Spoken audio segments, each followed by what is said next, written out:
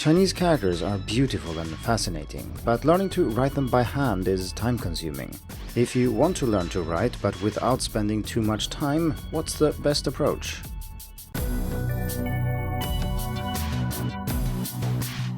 Hello and welcome to the Hacking Chinese podcast. In this week's episode, we are going to talk about learning how to write Chinese characters by hand. As mentioned in the introduction, this takes a lot of time, yet many students still want to do it or are required to do it. For more about different reasons to write by hand, you can check out episode 256 and 260. So in this discussion, I'm going to assume that you want to learn to write Chinese characters by hand, but that you don't want to spend more time than necessary doing so. Before we start, let's talk a little bit about why this question is interesting. When I started learning Chinese, I did so partly because I thought the writing system was very interesting and I liked Chinese characters. They felt exotic and closer to art than language, and writing them felt a little bit like writing runes with magical powers. I started learning Chinese almost 20 years ago and I still like characters, but I don't enjoy writing them to the point where I find the activity worthwhile in itself.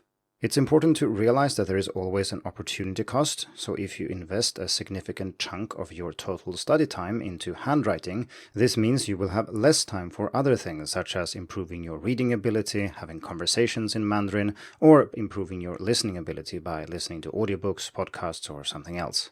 I want to bring this up because as soon as I or anybody else says anything about decreasing the amount of time students spend on handwriting, inevitably someone tries to counter this by saying that handwriting is important or you need to be able to write for such and such reason, etc.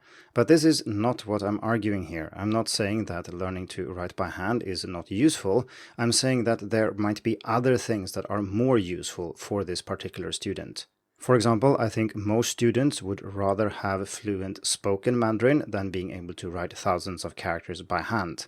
And since we all have finite amounts of time to study Chinese, be it an hour a week or 50 hours a week, it follows that we need to prioritize, and in most cases it makes more sense to focus on something other than handwriting.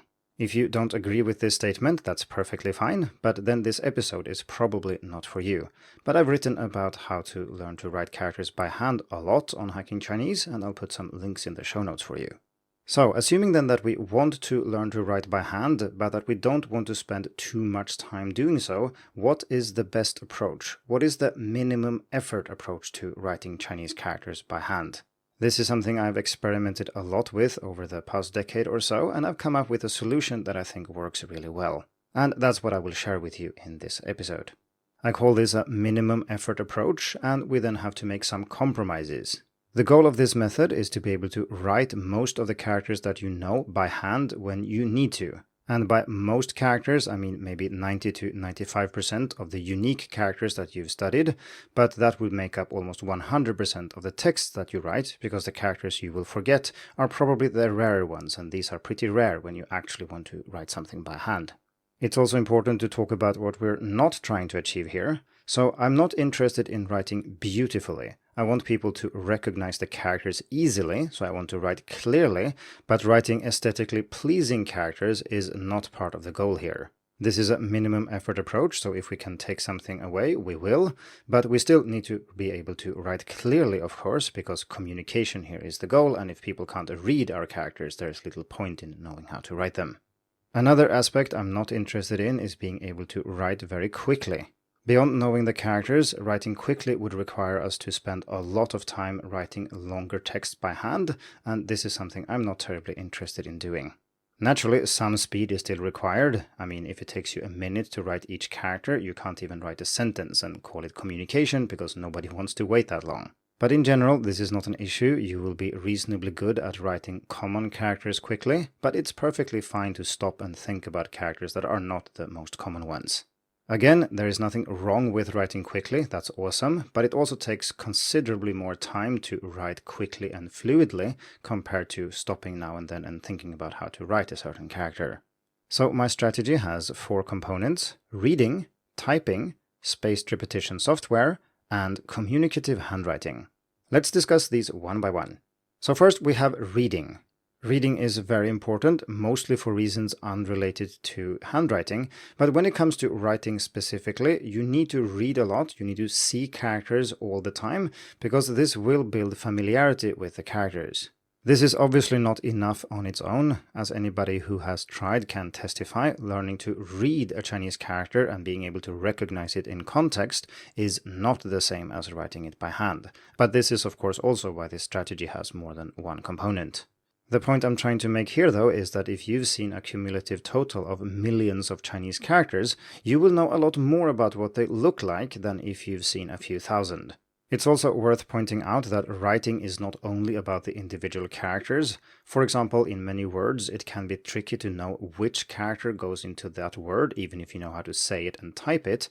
So if you don't read, you will not see these words over and over on the page, and you might struggle to recall which character goes into what word. Let's move on to component 2, which is typing. The reason I, and many others, recommend cutting down on handwriting to focus more on other areas is because in modern society, communication is usually digital.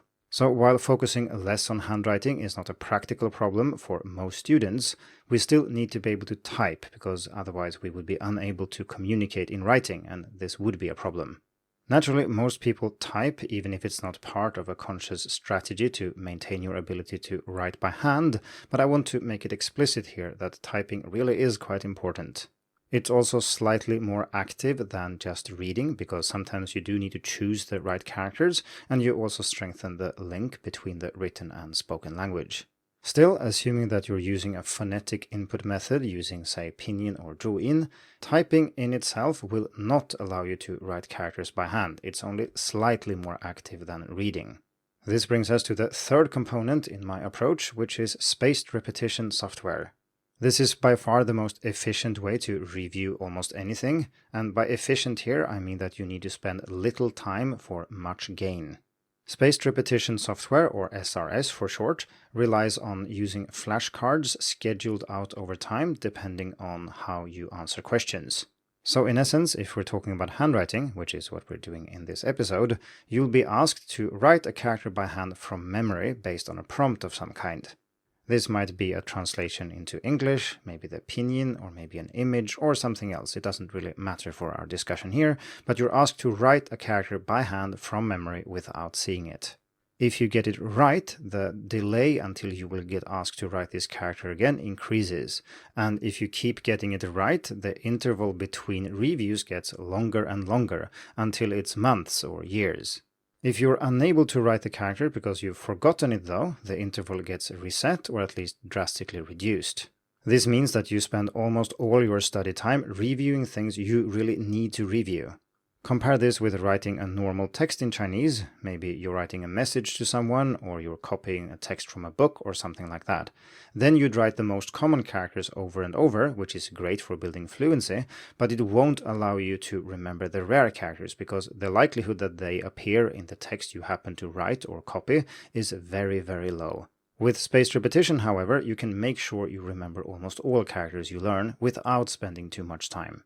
Personally, I prefer using Skritter for this because it's the best app when it comes to handwriting specifically, and I've reviewed Skritter in a separate article and episode, and I'll put links in the show notes. Which program you use is not important here though, as long as you make sure it's able to do what you want it to do. And if you want a free alternative, which is also very customizable, I suggest you check out Anki. Anyway, any minimum effort approach must contain spaced repetition software because it's the only way to maintain knowledge of writing thousands of characters by hand without spending thousands and thousands of hours. This means we've reached the fourth and final component, which is communicative handwriting. So first, what is communicative handwriting? Well, it's when you write Chinese characters with a communicative goal where you focus on meaning. You're trying to say something or write something to somebody else and you're trying to communicate with them. So if we return to my example from earlier, copying something from a book or writing something in your spaced repetition app is not communicative because you're trying to recall the character for its own sake. You're not trying to really say something to anybody else. Writing a message to someone is communicative, however, and this someone doesn't actually need to be another person. So, for example, taking notes for yourself or writing a shopping list so you can remember what to buy when you go to the grocery store next time in Chinese is also a form of communication.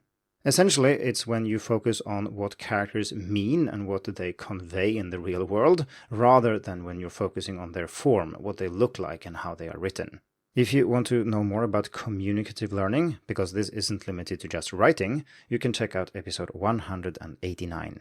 So it's perhaps not obvious why this is part of my minimum effort approach. I mean, can't we stop after the third component? Well, in theory, I think you could, but you'd run into some problems. As discussed earlier, speed is not one of the goals of this minimum effort approach, but when I discussed that, I also said that you have to have a certain basic speed for common characters. Or to put it slightly differently, if you need to think about how to write every single character, in practice this will be prohibitively slow, whereas it's perfectly fine to have to think about how to write, say, 1 character per sentence or something like that. Now, if you rely on components 1 to 3 in the strategy I'm outlining here, you will be able to write almost all characters you've learned, but you will also be extremely slow even for common words. This is similar to someone reading only the Chinese in their textbooks, which means that you will be able to read all the characters, but since you haven't read enough text, you will be very slow even for very common characters. The way to build reading speed is not to focus on a few very hard texts, as you do in a textbook, but rather to read as much text as you can, as you would if you focus on graded readers. So the situation is rather similar for handwriting, meaning that if you only rely on spaced repetition and focus mostly on characters and words, and essentially never write a longer text for any reason, this means that your handwriting will be too slow to be practically useful beyond writing a few words. So this is why this fourth component is here. If you use characters to communicate about the things you want to communicate about, at least occasionally, this is a realistic way of making sure you actually can write, practically speaking, not just in theory. Naturally, how well this prepares you for various real-world writing tasks depends highly on what type of communicative writing you're doing. To bring up a few examples, you can write any text by hand, including things that you normally wouldn't, such as an email. Simply use your handwriting input on your phone and use that as a way of practicing writing. This is probably going to be much slower than typing, but you don't have to write the entire email. Maybe you can set a timer and spend the first 5 minutes writing by hand and then switch to your normal keyboard. You can do the same thing for blog posts, social media messages, chatting with friends, or writing term papers in linguistics, or whatever it is you want to be able to communicate about. So voila, there we have it, a minimum effort approach to writing Chinese characters by hand. This method is battle-tested. It allowed me to survive through grad school in Chinese, where we wrote a lot by hand, and even if I did prepare specifically for longer in-class exams, where we perhaps wrote about, say, teaching pedagogy for 3 hours, this method has served me well since to maintain my ability to write by hand, which is something I want to be able to do as a teacher. Of course, my written Chinese is much better if I have access to a computer and can type, not only because it takes time to write by hand and recall how certain characters are written, but also because you have superior ability to edit things and change things around or return to earlier passages. But this is of course not unique to Chinese. It's time to wrap up this episode, and if you've listened this far, I'd be curious to hear what you think about the proposed approach here. Do you, for example, share my goals and therefore also maybe agree on the compromises that I've made, or do you have different priorities? And if you do, what kind of method have you come up with that allows you to achieve your goals? Please head over to Hacking Chinese and leave a comment. Thank you for tuning in to the Hacking Chinese podcast. If you like this episode, please share it. More information and inspiration about learning and teaching Chinese can be found at hackingchinese.com. See you in the next episode, and until then, good luck with your studies.